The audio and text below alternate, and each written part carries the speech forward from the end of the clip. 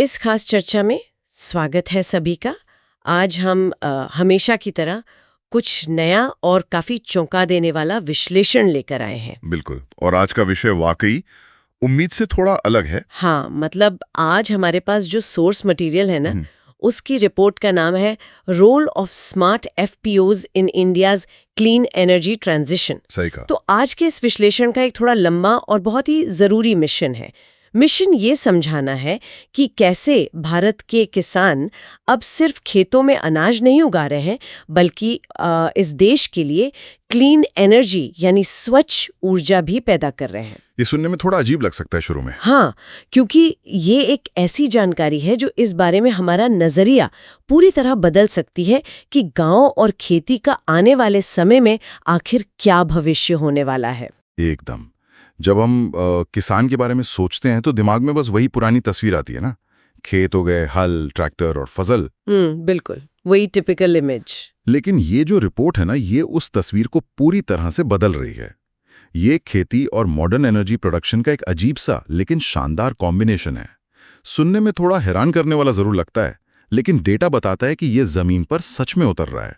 तो चलिए इसको थोड़ा विस्तार से समझते हैं। हमारी रिपोर्ट में एक शब्द का बार बार जिक्र हुआ है, स्मार्ट एफपीओ। हाँ, स्मार्ट एफपीओ।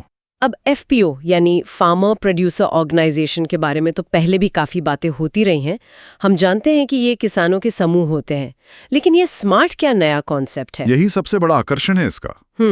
देखिए, रिपोर्ट के अनुसार स्मार्ट का मतलब है स्केलेबल, मेजरेबल, अडेप्टेबल, रेप्लिकेबल और टाइम बाउंड। सही। ये आम एफपीओज की तरह सिर्फ किसानों का एक छोटा सा ग्रुप नहीं है।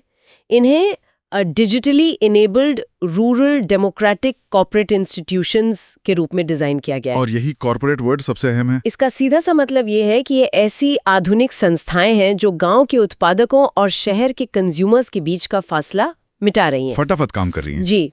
और यहाँ इस कॉर्पोरेट वाले पहलू को थोड़ा और गहराई से समझना जरूरी है। मतलब इस नए स्मार्ट मॉडल का मकसद सिर्फ खेती को थोड़ा बेहतर बनाना या बीज और खाद सस्ते में दिलवाना नहीं है। तो असली मकसद क्या है? इसका असली और काफी बड़ा मकसद है गांव को आत्मनिर्भर इंडस्ट्रियल हब्स में बदलना। Industrial hubs? गांव के अंदर? एकदम।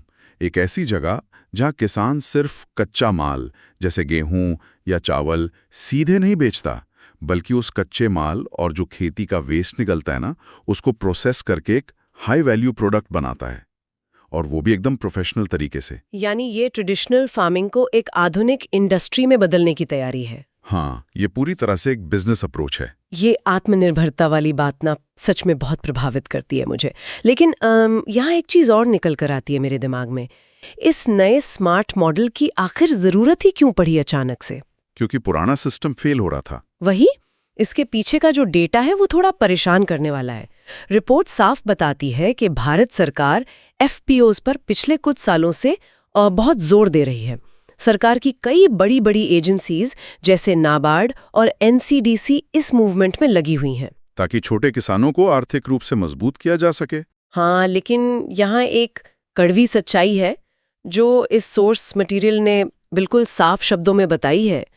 95% यानी 95% से ज्यादा एफपीओज फेल हो रहे हैं या ढंग से चल ही नहीं पा रहे। जी हाँ, इतनी सारी सरकारी मदद और इतने बड़े पुश के बावजूद इतना बड़ा फेलियर रेट होना सच में चिंता का विषय है। बहुत बड़ा फेलियर रेट है ये। और यही वो जगह है जहां इस प्रॉब्लम का वाई, यानी ये क्यों हो रहा है, ये समझना बहुत जरूरी हो जाता है। ये 95% एफपीओज आखिर फेल क्यों हो रहे हैं? तो इसका कारण क्या बताती है रिपोर्ट? रिपोर्ट इसका जवाब बहुत स्पष्ट तरीके से देती है।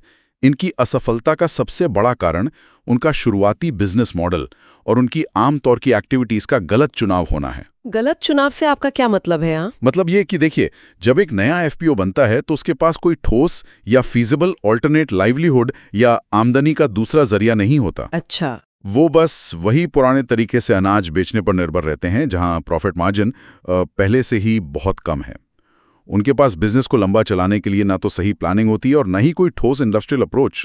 बस कुछ किसान मिलकर अपना माल एक साथ बेचने की कोशिश करते हैं, थोड़ा बार्गेनिंग पावर बढ़ाने के लिए। एकदम सही कहा। और जब बुनियाद ही कमजोर हो, उसमें कोई वैल्यू एडिशन ना हो, तो एक संस्था लंबे समय तक कैसे टिक सकती है? एक मिनट, यहाँ मेरा एक बहुत बड़ा सवाल उठता है। जी पूछिए। अगर किसान पुराने तरीके से अनाज बेचने वाले उस बेसिक एफपीओ मॉडल में फेल हो रहे हैं, जहां काम कम से कम उनकी समझ का था, उनके खेत का था, तो उनसे अचानक एक कॉर्पोरेट हाईटेक बायोगैस प्लांट चलाने की उम्मीद करना, हाँ, थोड़ा रिस्की लगता है सुनने में। वही ना, क्या ये और भी बड़ा रिस्क नहीं है? उन्हें सीधे एक टेक हैवी मॉडल थमा देना कितना प्रैक्टिकल है आखिर? ये बहुत ही बढ़िया सवाल है और ज्यादातर लोग यही सोचते हैं। और यहीं पर इस स्मार्ट एफपीओज का जादू सामने आता है। कैसा जादू? ये नए एफपीओज इसलिए अलग नहीं है कि इनमें सिर्फ बहुत सारा पैसा लगा दिया गया है, बल्कि इसलिए अलग हैं क्योंकि इनका डिजाइन ही इनकी सबसे बड़ी ताकत है। ये लंबे समय तक इंतजार नहीं करते और इनको अकेला नहीं छोड़ा जाता। अकेला नहीं छोड़ते मतलब उन्हें गाइड किया जाता है? बिल्कुल। रिपोर्ट के मुताबिक स्मार्ट एफपीओज को इस तरह से बनाया गया है कि ये सिर्फ 6 महीने के अंदर अपने ऑपरेशंस और अपना रेवेन्यू यानी आमदनी शुरू कर देते हैं। सिर्फ 6 महीने में?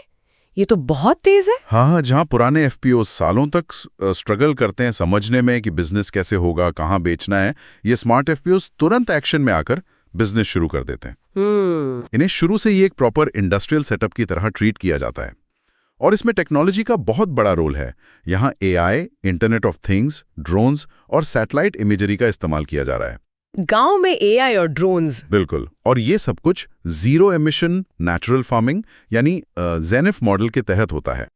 ये एआई और ड्रोन्स सुनकर ही लगता है कि खेती अब पूरी तरह से मॉडर्न हो गई है इस मॉडल में। और मैंने पढ़ा कि इसका सिर्फ आर्थिक फायदा नहीं है। रिपोर्ट बताती है कि इसका सोशल इम्पैक्ट यानी सामाजिक प्रभाव भी काफी ज्यादा बड़ा है। हाँ, सामाजिक पहलू बहुत महत्वपूर्ण है इसका। ये स्मार्ट मॉडलर विशेष रूप से महिलाओं पर ध्यान केंद्रित करता है। डेटा के मुताबिक ये 3 से 5 साल के अंदर लगभग 200 विमेन एसएचजीज यानी सेल्फ हेल्प ग्रुप्स को जोड़ते हैं अपने साथ, जो कि एक बहुत बड़ा नंबर है गांव के स्तर पर। सही में इसका सीधा सा मतलब है कि लगभग 2500 परिवारों को एक ऑल्टरनेट लाइवलीहुड, एक नया और एकदम पक्का रोजगार मिल जाता है। और जब महिलाएं इन tech enabled high value projects का हिस्सा बनती हैं, तो पूरे गांव का जो सामाजिक और आर्थिक ढांचा है वो मजबूत होने लगता है। और आमदनी भी दोगुनी हो जाती होगी घर की। एकदम। और ये ट्रेडिशनल फार्मिंग की तरह किसी एक फसल के भरोसे नहीं बैठते। यहाँ 8 से 10 फसलों की पूरी एक लंबी वैल्यू चेन बनाई जाती है ताकि रिस्क कम हो। ये रूरल ट्रांसफॉर्मेशन वाली बात वाकई एक बड़ी उम्मीद जगाती है। लेकिन चलिए अब इस गांव के मॉडल से निकलकर थोड़ा देश की बड़ी तस्वीर की तरफ चलते हैं जो रिपोर्ट में आगे दी गई है। हाँ, मैक्रो लेवल पर बात करते हैं। जब हम क्लीन एनर्जी और नेचुरल गैस की बात करते हैं तो भारत के सामने इस वक्त आखिर सबसे बड़ी चुनौती क्या खड़ी है? यहाँ जो सबसे दिलचस्प बात है वो ये है कि हमारा देश ऊर्जा के मामले में कितना ज्यादा दूसरे देशों पर निर्भर है। ये आंकड़े थोड़े डराने वाले हैं। बताइए। अगर हम 2025-26 के डेटा पर एक नजर डालें तो पता चलता है कि भारत की रोजाना नेचुरल गैस कंजम्पशन लगभग 191 MMCMD है। थोड़ा रोकते हैं। हाँ, ये 191 MMCMD सुनने में थोड़ा टेक्निकल लगता है। इसे हमारे सभी सुनने वालों के लिए आम भाषा में कैसे समझें? सही बात है, उसको सिंप्लीफाई करते हैं। MMCMD का मतलब होता है million metric standard cubic metres पर डे। ठीक है। अगर इसको थोड़ा और आसान मेट्रिक टन्स में बदलें तो ये लगभग 1,45,107 मेट्रिक टन्स रोजाना होता है। रोजाना? हाँ, ये देश की सिर्फ एक दिन की गैस की जरूरत है। एक दिन में 1,45,000 मेट्रिक टन से ज्यादा?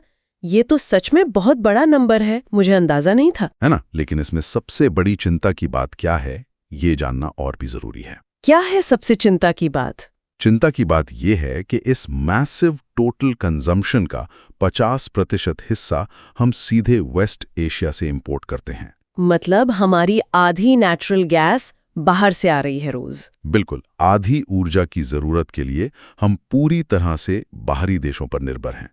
ये देश के खजाने पर एक बहुत बड़ा आर्थिक बोझ भी डालता है और देश की एनर्जी सिक्योरिटी के लिए भी एक काफी बड़ा रिस्क बन जाता है।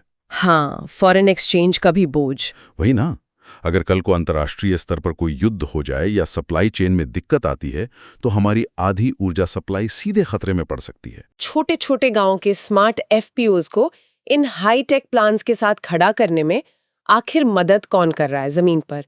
क्योंकि हमने अभी बात की थी कि किसान अकेले एक टेक हैवी प्लांट खुद तो सेटअप नहीं कर सकते बिना किसी प्रॉपर गाइड के। नहीं, वो अकेले नहीं कर सकते हैं इसको। रिपोर्ट में इसके लिए खास नाम आता है बार बार, बेस्ट केयर। हाँ, बेस्ट केयर। जिसका पूरा नाम है basic enterprise solution toolkit consortium of agri resource experts. तो ये बेसिकली इस पूरे स्मार्ट एफपीओ कॉन्सेप्ट के असली आर्किटेक्ट्स हैं। सही कहा आपने, इन्होंने इस पूरे मॉडल को ग्राउंड अप डिजाइन किया है। ये एक टेक्निकल कंसल्टेंट के रूप में काम करते हैं जो हर गांव के रूरल इंडस्ट्रियलाइजेशन का पूरा ब्लूप्रिंट तैयार करके देते हैं।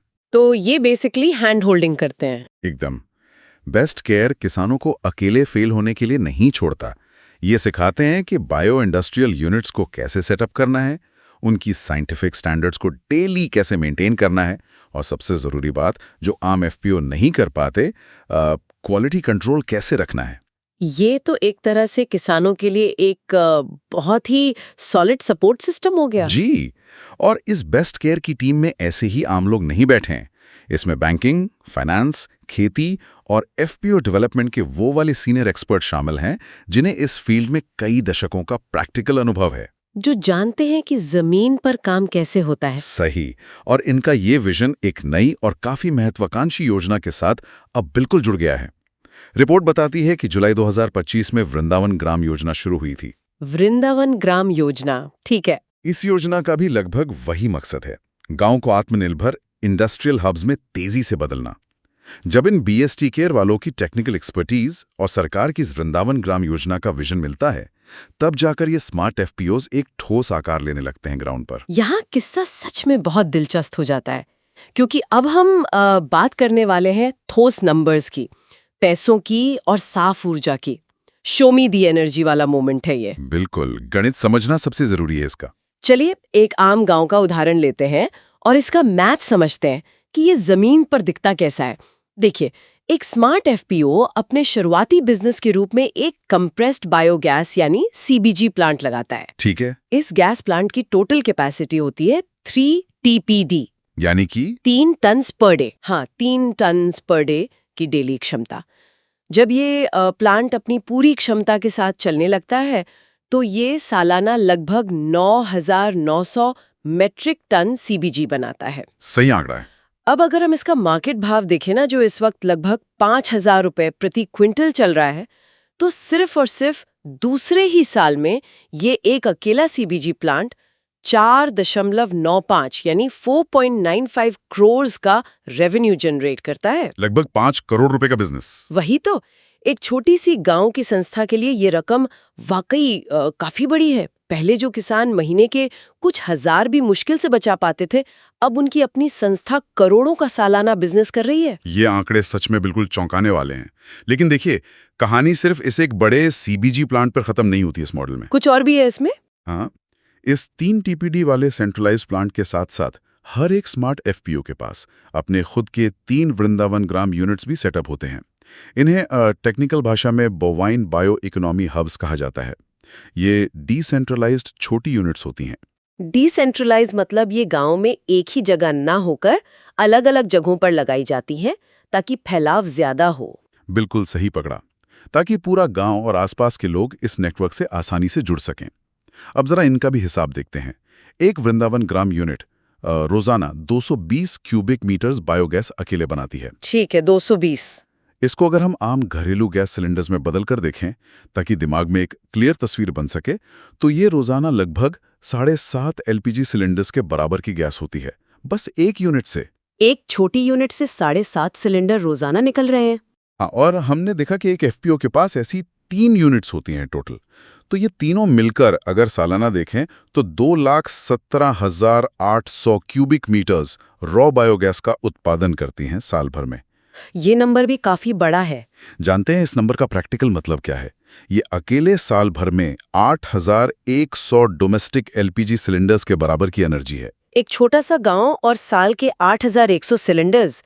इसे अगर हम थोड़ा और विजुलाइज करें ना, तो ये इतनी गैस है कि एक पूरे इलाके की, या मैं तो कहूंगी कई गांव की साल भर की गैस की जो भी जरूरत है वो बस इस एक एफपीओ नेटवर्क से पूरी हो सकती है। एकदम सही कहा आपने। इससे उस पूरे एफपीओ क्लस्टर को ऊर्जा के मामले में लगभग 84 लाख रुपए यानी 84.6 लाख की सीधी बचत होती है सालाना। और इस बची हुई गैस का इस्तेमाल वो अपने दूसरे इंडस्ट्रियल कामों में, जैसे फैक्ट्री में हीट जनरेट करने में, वहां भी कर सकते हैं। ये तो दोनों तरफ से क्लियर विन विन सिचुएशन हो गई उनके लिए। एक तरफ देखो तो बाजारों में बड़ी कंपनियों को बेचने के लिए कमर्शियल सीबीजी बन रही है, जिससे लगभग 5 करोड़ का मोटा रेवेन्यू आ रहा है। हाँ। और दूसरी तरफ अपने खुद के एफपीओ और गांव वालों के इस्तेमाल के लिए सस्ती बायोगैस बन रही है, जिससे उनकी 85 लाख की कॉस्ट कटिंग या बचत हो रही है। और अब अगर हम इन दोनों को, यानी उस बड़े वाले कमर्शियल सीबीजी प्लांट और इन 3 छोटे डिसेंट्रलाइज्ड वृंदावन ग्राम यूनिट्स को आपस में मिला दें, तो एक अकेले स्मार्ट एफपीओ का टोटल सालाना आर्थिक इम्पैक्ट लगभग 5.79 करोड़ यानी 5.6 करोड़ रुपए का हो जाता है। क्या बात है। इसमें वो मार्केट में होने वाली सीबीजी की सेल्स और गांव में होने वाली बायोगैस एनर्जी की बचत दोनों पूरी तरह शामिल हैं। और यहाँ एक फाइनल आंकड़ा और है जो तुरंत ध्यान खींचता है। हाँ, बताइए। अगर इस पूरे स्मार्ट एफपीओ के टोटल ऊर्जा उत्पादन को उसके ऑप्टिमल सालाना रन में आम घरों वाले छोटे एलपीजी सिलेंडर से कंपेयर करें ना, तो रिपोर्ट के मुताबिक ये combined energy output 7,15,000 domestic LPG cylinders को रिप्लेस करने की ताकत रखता है। 7,15,000 सिलेंडर्स रिप्लेस हो जाएंगे। एक अकेला स्मार्ट एफपीओ अपनी पूरी क्षमता में आकर इतनी बड़ी मात्रा में ऊर्जा का बदलाव ला सकता है, ये मैंने कभी नहीं सोचा था। ये सिर्फ एडवांस खेती नहीं है, ये पूरी तरह से एक ग्राउंड अप एनर्जी रेवोल्यूशन लग रहा है मुझे। और यही एक बड़ी वजह है कि इसे नेशनल क्लीन एनर्जी ट्रांजिशन में इतना ज्यादा महत्वपूर्ण माना जा रहा है इन दिनों। लेकिन इस सब में ना एक प्रैक्टिकल सवाल और आता है मेरे दिमाग में। कैसा सवाल? इतना बड़ा हाईटेक सीबीजी प्लांट और साथ में 3 बायोगैस यूनिट्स लगाने के लिए बहुत सारे फंड की कैपिटल की जरूरत होती होगी ना। किसानों के पास अचानक से इन्वेस्ट करने के लिए इतना पैसा कहाँ से आएगा शुरू में? यहाँ पर हमारी सरकार का क्या रोल निकल कर आता है? आपने बिल्कुल सही पॉइंट पकड़ा। बिना किसी मजबूत सरकारी मदद के ये शुरुआत में किसी गांव के लिए बिल्कुल संभव नहीं है, और इसीलिए भारत सरकार ने इन मॉडल्स को जमीन पर तेजी से उतारने के लिए फाइनेंशियल स्कीम्स का एक पूरा का पूरा इकोसिस्टम तैयार कर दिया है। इकोसिस्टम? अच्छा। इन स्मार्ट एफपीओस को स्टार्ट में अकेला नहीं छोड़ा जाता कैपिटल के लिए। रिपोर्ट में ऐसी कई महत्वपूर्ण योजनाओं का विस्तार से जिक्र है जो डायरेक्टली इनको शुरू में फंड करती हैं। जैसे कि सतात स्कीम, इसका जिक्र रिपोर्ट में मैंने देखा काफी प्रमुखता से किया गया है। हाँ, सतात बहुत क्रूशियल है। ये स्कीम खास तौर पर कंप्रेस्ड बायोगैस यानी वही सीबीजी के प्रोडक्शन को बढ़ावा देने और बाहर से आने वाले फॉसिल फ्यूल्स पर देश की निर्भरता को कम करने के लिए बनाई गई है। सही। इसमें इन 3 टीपीडी वाले कमर्शियल प्लांट्स को लगाने के लिए सरकार से सीधी आर्थिक मदद यानी सब्सिडी डायरेक्टली मिलती है। इसके अलावा मैंने पढ़ा गोबर्धन योजना भी काफी एक्टिव है इसमें। जी, गोवर्धन का काफी बड़ा हिस्सा है। इसके तहत एक डिसेंट्रलाइज्ड वृंदावन ग्राम हब को सेटअप करने के लिए लगभग 50 लाख रुपए तक का इनिशियल फंड मिल सकता है आराम से। बिल्कुल। और इन डायरेक्ट सब्सिडीज के अलावा जो बाकी का फाइनेंशियल बर्डन है उसको फर्दर कम करने के लिए एग्रीकल्चर इंफ्रास्ट्रक्चर फंड, जिसे हम शॉर्ट में AIF कहते हैं, वो भी यहाँ मौजूद है। ये AIF क्या करता है? ये फंड खेती के आधुनिक इंफ्रास्ट्रक्चर डेवलप करने के लिए 3% इंटरेस्ट सबवेंशन यानी ब्याज में 3% की सीधी छूट के साथ लंबा टर्म लोन देता है इनको। इसका फायदा ये होता है कि लोन पर शुरुआती ब्याज का बोझ काफी हद तक कम हो जाता है इन संस्थाओं के लिए। और बात यहीं पर खत्म नहीं होती मेरे ख्याल से। मशीनरी और इक्विपमेंट के लिए भी MSME कैपिटल सब्सिडी के तहत इन बायो इकोनॉमी हब्स को हाई टेक मशीन्स खरीदने के लिए 15 लाख रुपए तक की एक्स्ट्रा मदद मिलती है। सही ऐड किया आपने। साथ ही जो हमारी MNRE मिनिस्ट्री है और अलग अलग स्टेट गवर्नमेंट्स हैं, वो बायोगैस प्लांट लगाने के लिए बेस कैपिटल पर 20 से 25% तक की कैपिटल सब्सिडी भी अलग से प्रदान करती हैं। तो अब अगर हम इस पूरे फाइनेंशियल पैकेज को एक साथ देखें तो इन सभी छोटी बड़ी सरकारी योजनाओं का क्यूमुलेटिव असर ये निकलता है कि नए एफपीओ का जो शुरुआती फाइनेंशियल रिस्क होता है ना, वो ना के बराबर हो जाता है। रिस्क फ्री स्टार्टअप एक तरह से।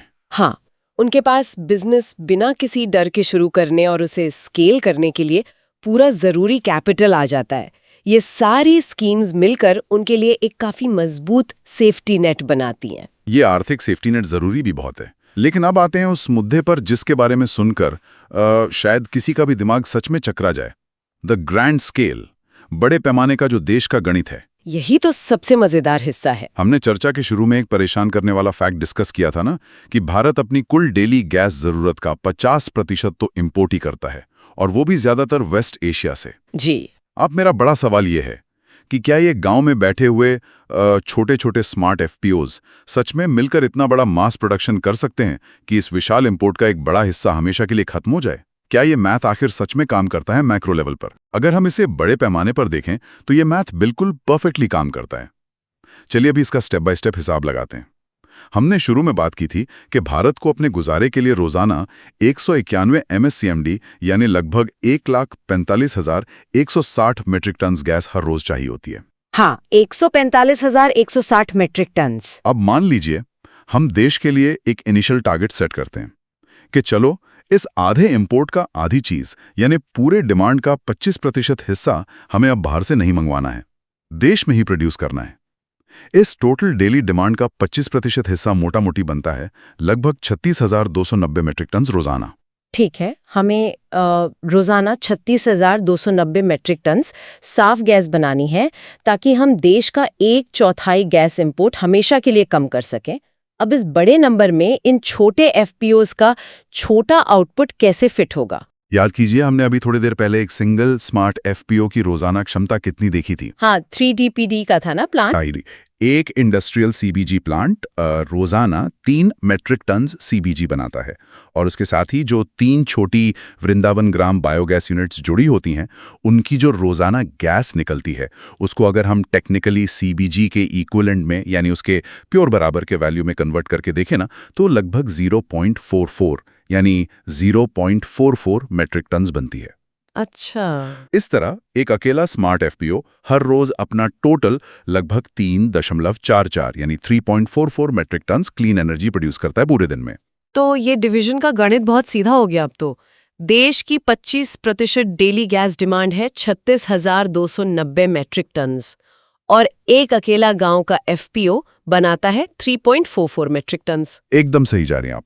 अगर हम 36,290 को 3.44 से डिवाइड करें ना, हाँ। तो जवाब आता है लगभग 10,549। यानी इस विशाल देश में अपनी 25% जरूरत पूरी करने के लिए हमें सिर्फ और सिर्फ 10,550 स्मार्ट एफपीओज की जरूरत है। बिल्कुल सही। सिर्फ 10,550 ऐसे रूरल हब्स अगर एक साथ मिल जाएं तो वो भारत की कुल नेचुरल गैस रिक्वायरमेंट का पूरा 25% हिस्सा अकेले पूरा कर सकते हैं। ये फाइनल फैक्ट अपने आप में कितना ज्यादा बड़ा है। एक पल के लिए ना इस तस्वीर को अपने दिमाग में लाना बहुत दिलचस्प होगा। सिर्फ 10-11 हजार गांव और उनकी संस्थाएं मिलकर वेस्ट एशिया से आने वाले तेल और गैस के उन बड़े बड़े जहाजों को रोकने की ताकत रखती हैं। ये तो किसी सच्ची ऊर्जा क्रांति से कम नहीं है, बिल्कुल भी। और इस क्रांति का बेस या इसका मालिक कोई बड़ी मल्टीनेशनल कंपनी नहीं है, बल्कि इस देश के किसान और उन गांवों की आम महिलाएं हैं।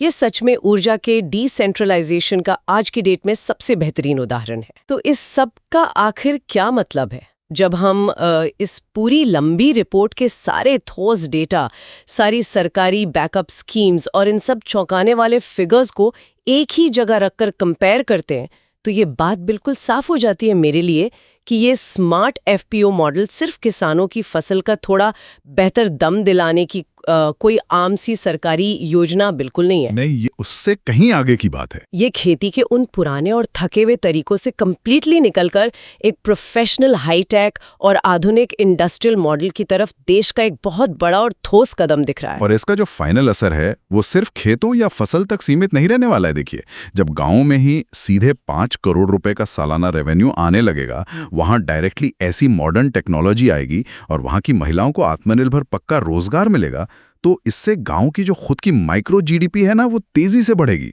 हाँ, इकोनॉमी वहीं डेवलप होगी। हाँ, आज हमारे देश की एक सबसे बड़ी समस्या जिसे हम डिस्ट्रेस माइग्रेशन कहते हैं वो बहुत सीरियस है। लोग शहरों की तरफ जाते हैं। हाँ, लोग मजबूरी में सिर्फ रोजगार की तलाश में अपने गांव और अपने दोस्तों को छोड़कर शहरों की तरफ भागते हैं और वहां बेमतलब भीड़ और स्लम्स बढ़ती हैं। इन स्मार्ट मॉडल से उस डिस्ट्रेस माइग्रेशन पर जमीन पर एक ठोस रोक लगेगी। लोग अपने ही गांव में रहकर न सिर्फ अच्छा पैसा कमाएंगे बल्कि देश का इंजन चलाने वाली साफ ऊर्जा बनाने का सबसे अहम काम करेंगे। ये कंक्लूजन सच में एक बिल्कुल नए भारत की बेहतरीन तस्वीर पेश करता है, जहां गांव अब आगे चलकर सिर्फ खेती पर पूरी तरह निर्भर नहीं रहने वाला है, बल्कि वो इस क्लीन एनर्जी ट्रांजिशन का एक मुख्य केंद्र बन चुका होगा। हमारे देश के किसान अब आने वाले दिनों में सिर्फ अन्नदाता नहीं रहेंगे, बल्कि वो सही मायनों में ऊर्जादाता भी बन रहे हैं। एकदम सही शब्द यूज किया आपने, ऊर्जादाता। और देखिए, इस पूरी चर्चा को समेटने से पहले इस रिपोर्ट का एक और पहलू है जो हम सब के सामने एक बड़ा और काफी गहरा सवाल खड़ा करता है। कौन सा सवाल? अगर हम इस 10,550 एफपीओज वाले आंकड़े को थोड़ा ग्लोबल नजरिए से देखें ना, तो ये हमें सोचना पर मजबूर करता है कि आने वाले समय में ग्लोबल एनर्जी जियोपॉलिटिक्स का आखिर क्या होगा। ओ, जियोपॉलिटिक्स। हाँ, अभी तक दुनिया की सारी एनर्जी पर सिर्फ कुछ खास देशों और उनकी बड़ी बड़ी मल्टी बिलियन डॉलर ऑयल कंपनियों का ही कब्जा रहा है शुरू से। वही मार्केट डिक्टेट करते हैं। बिल्कुल, लेकिन जब अपने छोटे छोटे गांव वाले एफपीओज मिलकर आपस में इस तरह के सेल्फ सफिशिएंट एनर्जी एक्सपोर्टर्स अचानक से बन जाएंगे और अपने विशाल देश की डिमांड का एक बड़ा हिस्सा वो खुद ही गांव में पूरा करने लगेंगे, तब क्या दुनिया के ट्रेडिशनल एनर्जी जायंट्स इन छोटे किसानों से सच में compete कर पाएंगे? ये तो एकदम अलग ही एंगल हो गया। वही ना। या फिर उन ट्रेडिशनल कंपनियों को अपने पुराने बिजनेस मॉडल को बचाने के लिए खुद को आने वाले दिनों में पूरी तरह से बदलना पड़ेगा।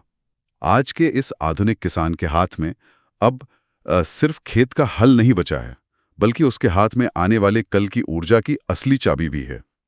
ये एक ऐसा बड़ा सवाल है जो मुझे लगता है आने वाले पूरे दशक की दिशा तय करेगा दुनिया भर में। सच में ये सिर्फ हमारी आम खेती का भविष्य नहीं है, ये इस देश की ऊर्जा और उसकी आर्थिक आत्मनिर्भरता का भी एक बहुत बड़ा भविष्य है। आज के इस डीप डाइव में हमने बहुत ही गहराई से देखा कि कैसे गांव और डीप टेक मिलकर आगे बढ़ने का एक बिल्कुल नया रोचक रास्ता बना रहे हैं। अगली बार जब भी कहीं खेती या किसी गांव की बात हो, तो इस स्मार्ट मॉडल वाले पहलू को जरूर अपने ध्यान में रखना चाहिए। आज की इस बेहतरीन चर्चा को हम यहीं समाप्त करते हैं।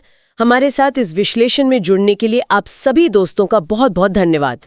अधिक जानकारी और समन्वय के लिए बेस्ट केयर के वरिष्ठ पदाधिकारियों से व्हाट्सएप पर संपर्क करें।